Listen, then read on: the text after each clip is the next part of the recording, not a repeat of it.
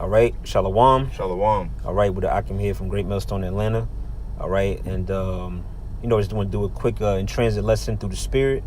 All right, but before we get started, we want to give all praise, honor, and glory to YAHAWAH, BAHASHAM, YAHAWASHI, BAHASHAM, BAHASHAM. Double honors to the apostles and elders of Great Millstone. Shalom to the elect. All right, this is Aratazah, and with me today. Gamal Yala. All right, as I mentioned, we basically do a lesson for you, you Akim out there. We just want to do a quick in transit.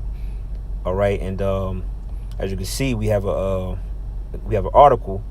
All right, as you see on your screen from Express, and it says World War III, Russia and China reiterate Iran support as Tehran works on nuclear weapons.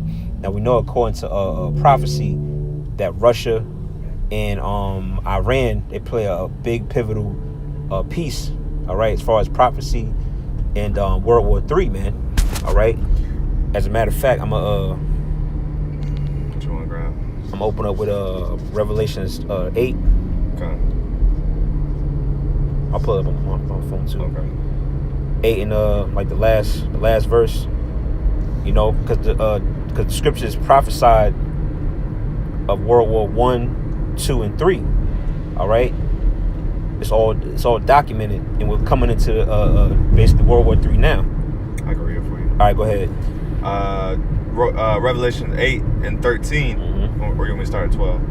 13. 13. Uh-huh. And I beheld and heard an angel flying through the midst of heaven, saying with a loud voice, Woe, woe, woe to the inhabitants of the earth, by reason of the other voices of the trumpet of the three angels, which are yet to sound. That's right. So it said, woe, woe, woe. All right, which we always bring out. The word woe means death and destruction, or pretty much judgment. All right, so those three woes consist of World War 1, 2, and 3. All right, and the scriptures heavily prophesy, but really when you go into the next chapter, Revelations 9, that's going into I believe World War 1. All right, and then I think it briefly hints at World War 2, but then it goes into World War 3. All right, as well as many other scriptures, such as you got Ezekiel 38th chapter, which we actually might read a little bit from that, because it tells you in there that Russia, Gog and Magog. Yeah, Gog and Magog, and how Russia is going to be a guard unto Iran and those smaller nations, man. So this article, go over to it, all right, from Express, with this website, for brothers that don't know, if you got the Apple News app, if you subscribe to Express, man, they bring out a lot of profit. Like you see in the title, it straight up tell you, look, World War III. They just coming right out with it, man. Yeah. Other articles, they talk about the chip, and stuff like that. So, this information is out there, man. And Esau knows that his time is over, man. That's right. Do you have anything? Ezekiel. I'll go ahead and get that. Ezekiel. Okay. Ezekiel 38 and. I'll just start at 1. Okay. And the word of the Lord came unto me, saying, Son of man, set thy face against Gog and the land of Magog, the chief prince of Meshach and Tubal. Yeah, you can go into it too. And prophesy against it. Prophesy against him. Yeah. So Gog and Magog, all right, is Russia in the scriptures. All right. And it says, and say thus saith the Lord Yahawah. Behold, I am against thee, O Gog, the chief prince of Meshach and Tubal, and I will turn thee back and put hooks into thy jaws. Excuse me. And I will bring thee forth, and all thine army, horses and horsemen, all of them clothed with all sorts of armor, even a great company with bucklers and shields, all of them handling swords. Yeah. So basically, the Lord is gonna stir Russia up. Okay. Put hooks into their jaws, so they're gonna basically get into that old USSR spirit, all right, where they're not gonna be threatened by America's dominance anymore. That's right. That's right. Yeah, that's like you said, the Most High bringing them back into that old spirit, and they're basically supplying these smaller nations with that nuclear capability, man. That's why what's that, in Joel 3, I believe, it says let the weak say I'm strong. You know, you got countries like goddamn India, but you wouldn't think India. Come on, they ain't. You know, that's laughable, man. Mm-hmm. Now India got missiles, man. Like damn, how you know? That's that prophecy, man. The weaker nations are now strong, man. You know, they damn on the level of America. All right, and that's how you know that the Lord is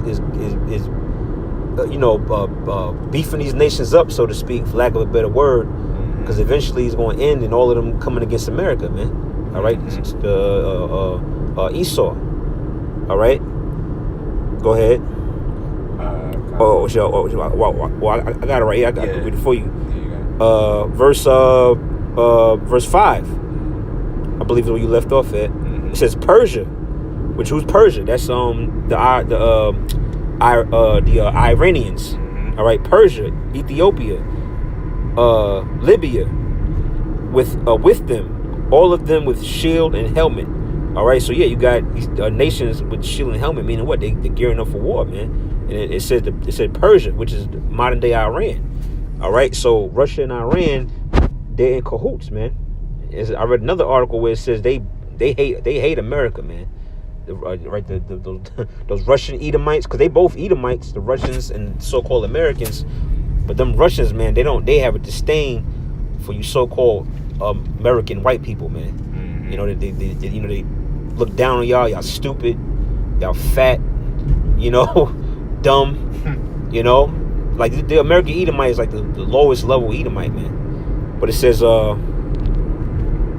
Persia, Ethiopia, Libya, with them, all of them with shield and helmet. Gomer, which is Turkey, and all his bands, meaning all his armies, and it says the house of Togarmah of the north quarters, and all his bands, and many people with thee. So Russia gonna be deep. All right, the Russian army is already deep as hell. Now you got these other nations joining the coalition, man. All right, and it's all prophecy. They all want to come against that whore, man. That's right. Like we brought out camp earlier, Revelation 17. That whore that's riding upon a beast. You know, she looks all tender and delicate and sexy, so to speak, on the outside, but then inside that cup, you know, it's all type of filth and wickedness, man. All right. It says, matter of fact, I think. Well, I keep going. Verse 7. It says, "Be thou prepared and prepare for thyself, thou and all thy company that are assembled unto thee, and be thy guard unto them." And I said, "Be a guard." So that's why it says in this article. All right, Russia and China reiterate Iran's support. So they're supporting Iran because they're a guard unto them, man. You know, Russia is like a big brother figure, so to speak. You got America, you got this nigga DJ Trump, you know, poking at Iran, man. You better, hey, man. All right, Russia right there, ready to push that button on your ass, man. You know? Do you have a precept you want to bring out? Because if not, I got something. Okay, go ahead. I got Revelation 16:16. It says, "And he gathered them together into a place called in the Hebrew tongue Armageddon." All right, which that word Armageddon is in the Hebrew is Hamagadwan. All right, which is Valley of the Troops. Yep. Okay. All right, and that's basically in the scriptures that Battle of Armageddon is World War III. Okay. Basically, they're gonna meet in the Valley of Jehoshaphat. All right, which is Yahawah's judgment. That's right. And that's the Lord is gonna judge these troops. Yeah, you gonna grab it? Yeah, I'm gonna get that real quick. Because the Lord is gonna judge these troops ultimately, because as they're fighting amongst each other, guess what? YAHAWASHI is going to basically bring his army as well. That's right. And now they got to deal with. Now they don't even got to deal with each other. They got to deal with YAHAWASHI. That's right. You know. Yep. Yeah, that's right. Yeah, YAHAWASHI coming with his holy angels, man. His host. His host, man. And that's a hey, scripture say the Lord not going to meet thee as a man. So this is going to be an angelic power coming from another dimension to completely annihilate Esau and his armies, man. All right, you know, coming with what the so-called white man deems UFOs, which is completely spiritual. All right, you ain't gonna, you know, like they show in the movies, they show the chariot crashing, blowing up. That ain't gonna happen, man. All right, the chariots is, man, Esau, man, you can't touch the chariots of YAHAWASHI, man. Yeah, you had them Navy you know, pilots. Yeah. And they kept saying how basically the chariots was basically playing games with them. Playing games, man. You know, yeah, they could change shape. They could disappear, reappear. Going at hypersonic speed. Hypersonic speed. They can go in the water and all that, man. But I'm gonna read this. I don't know if you want to maybe close out on this. Yeah, cause we're reaching our destination right now. But we're gonna wrap up on this. It's Joel 3. I'm gonna start at verse 9. It says, "Proclaim ye this among the Gentiles, prepare war, wake up the mighty men, let all the men of war draw near, let them come up." All right, that's what you see happening, man. War is being prepared. All right, and the mighty men are coming up. That's why it says what? They support Iran as they work on what? Nuclear weapons, man. Okay, and nuclear weapons and missiles is prophesied all throughout the scriptures, man. All right, it says verse 10, "Beat your plowshares into swords and your pruning hooks into spears. Let the weak say, I am strong." You know, yeah, just like we mentioned earlier, right? You got nations like Iran, India, Pakistan. They got missiles, man. That's prophecy. All right, so the weak nations are strong now. Probably about 2 more verses, and we'll wrap it up. Verse 11: "Assemble yourselves and come, all ye heathen, and gather yourselves together round about. Thither cause thy mighty ones to come down, O Lord. Let the heathen be awakened and come up to the valley of Jehoshaphat. For there will I sit to judge all the heathen round about." You want to expound on that? Yeah. So, hey, just like I was saying, how they're all gonna be there for the judgment. That's right. Right in that valley, all right. They're gonna be there to basically receive that judgment, man. And YAHAWASHI is gonna fuck all these nations up. You know, all the heathen, man. Because it's gonna be nothing but heathen nations. That's right. You're gonna have some Jake in there. Right. But for the most part, you're gonna have mostly heathens. Yep, that's right. Heathen nations. That's right. You know? That's right. Hey, and you know, it's beautiful, you know, that this thing is close, and we're seeing you know, more and more implications of World War III. Everywhere you look, there's something new in the news. You just had a Russian spy, a U.S. spy ship, I think. Got caught in Russia or something. Yeah. Something like that. But there's always stuff going on as far as the tension between Russia and China and the United States. That's right. You know? That's right. And you got these smaller countries, just like we said, let the weak say I am strong. These smaller countries are relying on these larger countries to give them nuclear weapons and basically for safety. So Russia and China and that whole Asia, and that whole continent of Asia, Russia and China are basically the superpowers. That's right. So all the smaller countries rely on them. That's right. You know? That's right. Yeah, man. So, you know, that's pretty much it, man. You know, Russia and China, the top dogs right now, they pretty much fighting for position. You got America still in the mix.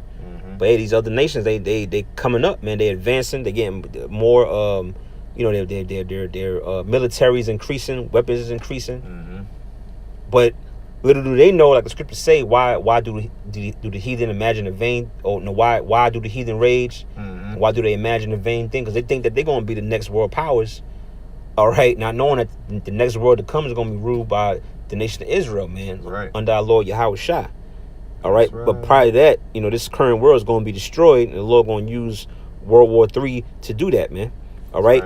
So yeah, we're going to wrap up on that. All right, so we're going to do a quick in transit on this article that we had on deck. All right, Lord willing, it was edifying. All right, we're going to sign off, giving all praise, honor, and glory to YAHAWAH, BAHASHAM, YAHAWASHI, BAHASHAM, Rakakwadash. Double honors to the apostles, elders, the great millstone.